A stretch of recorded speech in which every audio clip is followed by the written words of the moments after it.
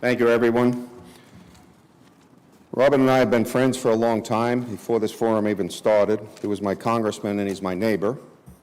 And I said, how can I help you at this forum? He said, I'd like you to be the last speaker at the last panel on the last day.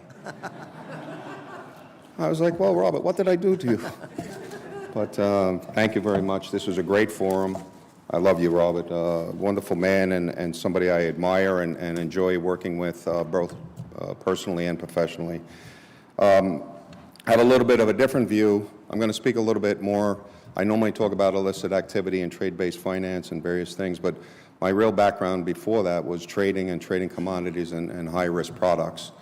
My view, and I'm going to talk a little bit about AI and a little bit about quantum computing. When you put those two things together, I have a different view than many others. It is going to affect our life in a dramatic way. It's going to do it. I plan on living to be 105, so it's going to affect our life in, I think, the next 10 to 15 years in various different ways. What I do believe, and I just want to take a step back a little bit from a historical perspective.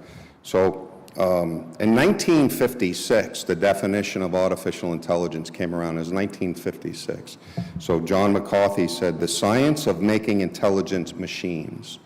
And that was in 1956. Here we are now in 2022, almost 2023, and I go to my sons and my family members, and I go to the universities, and I go to their friends, and no one even understands what quantum computing or artificial intelligence is. It's not part of our education system. This was determined in 1956. So let me just give a little bit of background on some of the things related to artificial intelligence. So there's narrow artificial intelligence, which is what we have or have been using, which is the really looking at a narrow set of tasks and repeating those tasks and what was really pointed out very clearly from Curtis in a logical manner. So it's able to take a lot of calculations, a lot of tasks that humans do, and do them rapidly. And that could be, it's used in wonderful ways. Like, in other words, if you're looking at STRs or SAR filings and you're looking for behavioral patterns of criminal activity, you're able to take an investigator that would normally take 5 or 7 to 10 years and put it down to a day. So it's very, very effective and it's very useful. The next set, and what we're starting to see today, right now, is basically artificial general intelligence, which is AGI, which is when we take decision-making that humans do and put it over to the computer. So that was the logic that was being discussed. So now you're going into the human mind. So basically you're using mathematics, but you're now applying it as we would, as human beings. And it's applied in a very interesting way. What I find interesting as you go further, and in the really not too distant future, in my opinion, artificial and superintelligence, ASI, is when a computer surpasses human thinking and capabilities. Some people say that's 100 years away. Some people say it's 200 years away. Some people say it will never happen. I happen to agree with a very smart man I read a book by Elon Musk. It's basically 10 to 15 years away, if that long.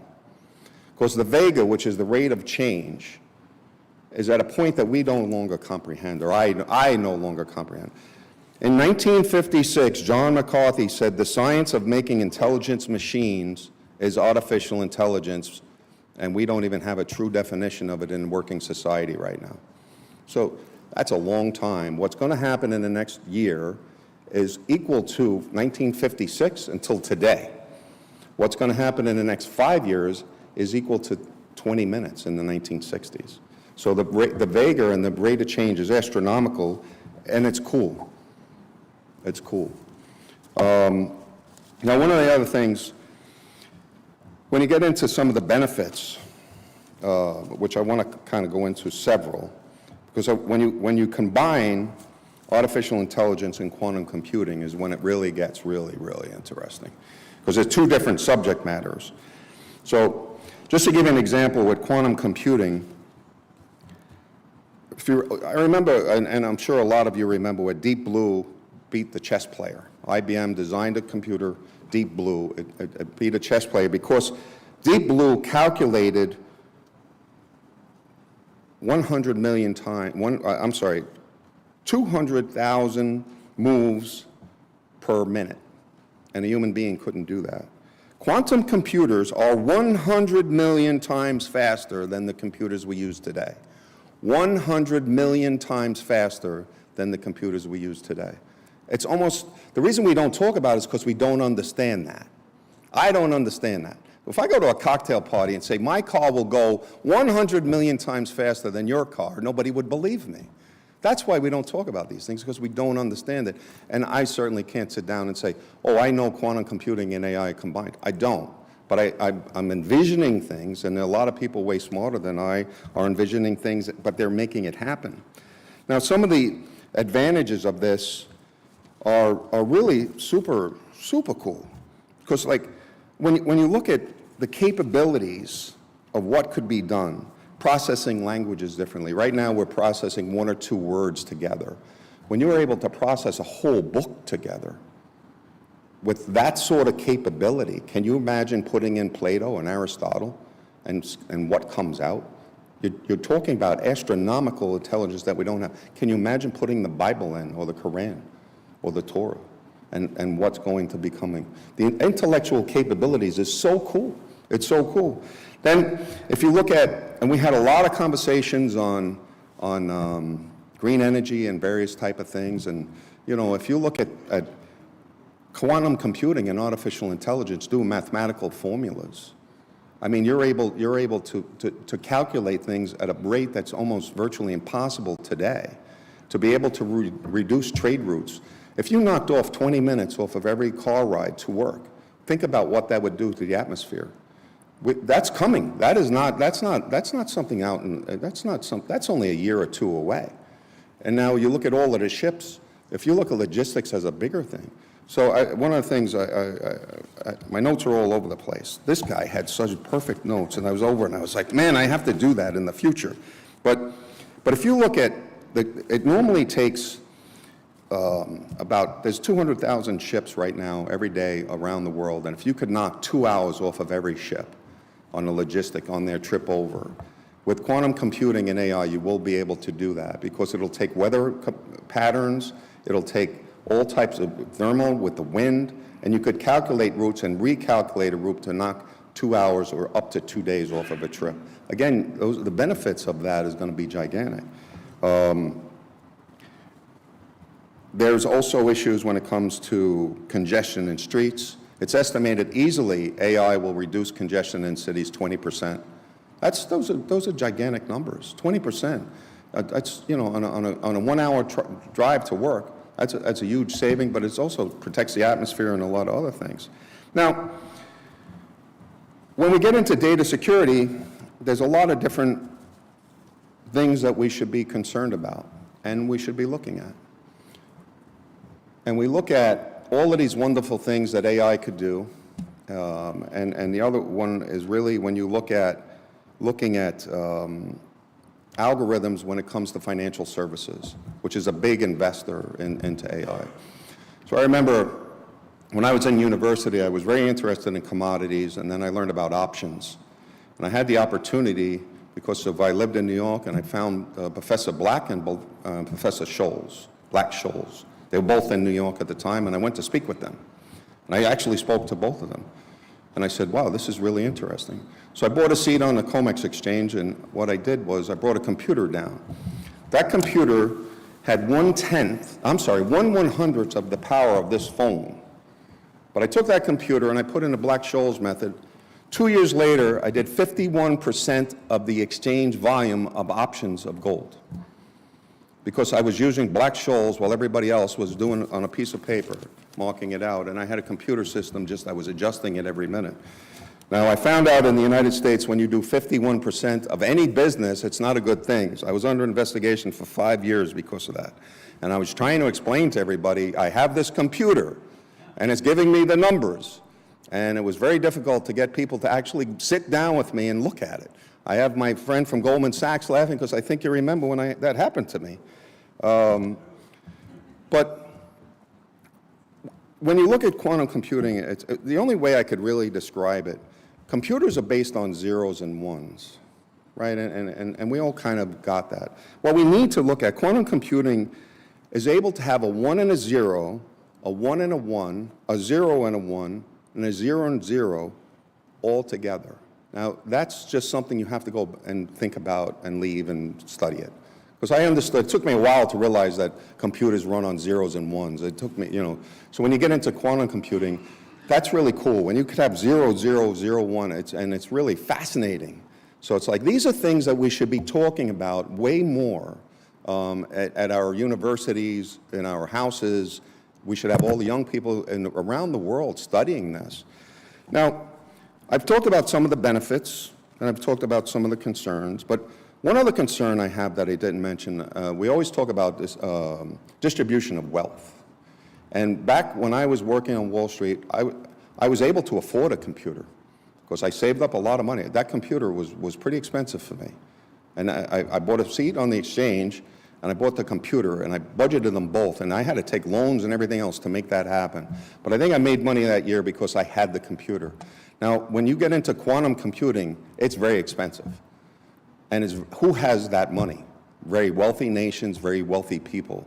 So what's happening if you can put all your wealth together, you have really super wealthy, so looking at designing algorithms to trade products, equities and various type of things. So here we are sitting down saying, oh, what's going to happen to the stock market? If you had quantum computing, figuring out those numbers, the rich are going to get very, very rich, and the poor are going to get very, very poor, because we would not be able to afford this sort of methodology. And that's a concern. So I went from trading in a pit, yelling and screaming at each other, running out to my computer, running back, right? Now, not that long ago, only, was it 10 years ago, if you went to a data center, the real estate around the data center it increased by 20, 30% while in the United States, while other areas were only going up 2%. The reason was stock traders wanted to be within 100 feet of the data center, so the line, the copper wire from the data center to theirs, and they called it millisecond trading. That's an amazing, when you go, I went from screaming across the room, getting sick every 2 weeks, to millisecond trading. Can you imagine quantum computers doing quantitative analysis with artificial intelligence? So whoever has those computers are going to make all the money. That's it. So we have to be very careful. So we do need to be looking at these things. And I looked at like ways to consider. I don't know how to regulate it. I agree with my friend. I don't know how to do it, so I can't recommend how to do it. But we have to be thinking about what it is and then how to regulate it, because there's going to be a lot of money changing hands very rapidly. I did go, DeepMind is an organization that does a lot of quantitative computing and a lot of artificial intelligence. And it's very interesting that DeepMind was a private organization, and Google is now a big partner of DeepMind. What a surprise. They have a lot of data. When you have a lot of data and then you put it together with quantum computing, with advanced artificial intelligence, it's a little scary to me. So so whoever has the data and these computers with advanced artificial intelligence, that's something we have to start thinking about. But we can't be afraid of it. We have to actually embrace it. We have to study it. We have to know what it is and then be looking at it. But I went on to the site on December 5th, and I noticed that there's a public pledge of all the firms that are in there, and there's 259,000 firms involved in this project. And they asked everybody to sign a public pledge against using AI technologies in certain fields of autonomous lethal weapons. And there was 5,218 firms on December 5th signed so far that they will not use this on lethal autonomous weapons. So obviously they're talking about computer robots and things like that. But there's a lot of other type of weapons, economic warfare, neurological warfare, there's other things like that. But what I did notice, not one government signed These are all private industries. Not one government signed on to not use this technology for lethal autonomous weapons. Not one. So everybody that's elected and everybody that represents people, you need to go look at this. Perhaps governments need to be looking at these things. And we say, well, that's interesting. And I worked on different projects in my lifetime where people would say, oh, we could just design a computer to go in and do this and do that. Well, there's always a question that we have to ask ourselves. So if you took the Geneva Convention into a computer using quantitative analysis, using artificial intelligence, a child could walk out of a car holding a weapon, the computer will shoot it and kill it immediately. Where a human being might use logic and slow that down a little bit and do some analysis. A computer will not. If you put in the Geneva Convention and do that, and that's the reality of it, because there is no social logic. It's a fact. So if you put in the Geneva Convention, it's going to act that way. Now, where I get concerned about this also, if you put in information and it only uses pure data, a lot of things are going to change because there's a lot of social thinking that we have. So I love fairness. Everybody talks about equality. I love fairness. And if you put in fair models into computers, now you have super thinking computers which are thinking at a more rational and logical way than a human being. Fairness is fair. People that want equality may not get it, because you may look at numbers, and those numbers are looking at reality, and what is reality is fact. It's not a social opinion. So we're going to go into a situation where some people aren't going to be happy with what's coming, because if you had a truly fair society, that's a different society than somebody envisions or imagines. So if it was an equal society, every blind person in my neighborhood would have a driver's license and they would be driving a car if it was an equal society.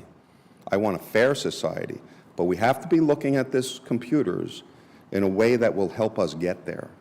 So I also believe that when you combine quantitative analysis, quantum computing, and artificial intelligence, you're going to prove things beyond a reasonable doubt of our understanding now. Some of those things we're going to like, some of the things we're not going to like. But information is good. We need to be planning for it. It's going to come. It is going to change the world as we know it. And in closing, we've talked a lot about China. We've talked a lot about Russia. If you want to dominate freedom and you want to dominate in democracy, get involved with quantum computing and artificial intelligence. Because if it's applied correctly, in one day, I will be able to break every password in the United States, in the world, in one day. Every password on your phone, your bank account, and everything will be broken in one day by these computers. This is not, in my opinion, 100 years away. This is 10 to 15 years away. So if you want these computers developed by somebody else, or if you want our children and democracies develop it, we have to work together. We do have to control it, and we have to come up with some methodologies, because that's the capabilities that we're talking about. Breaking every password that we know in one day. So it's kind of like, right now we have everybody giving our information away to TikTok, Google, Facebook, we're just giving it away. So these firms are now the ones that are designing quantitative analysis, quantum computing, and advanced AI. They'll be able to well, first of all, we give them out passwords to store, but if we stop, they could break any password. And this is one of the concerns that I have when we don't embrace blockchain and we're not embracing artificial intelligence. There are some people way ahead. So we have to be looking at this thing in a very logical and in a very practical manner. One of the great things, and I tell people, if you really applied artificial intelligence, we're going to have a 3-day work week. We don't have a lot of people in the world. There's less people. It's starting to slow down. So, like, in other words, if you look at some countries, there's going to be less people. With artificial intelligence, you actually go to work for 3 days a week. Sounds pretty good to me. So it's kind of like, and these things are coming, and that we have to plan for them, and we have to guide, and elected officials need to guide society and rules and regulations to prepare for this. This is not a pipe dream. This is not something. The man said in 1956, this is artificial intelligence. Here we are at this forum. This is reality. We have to get ready for it. We have to embrace it. We have to learn to love what we don't know. Thank you.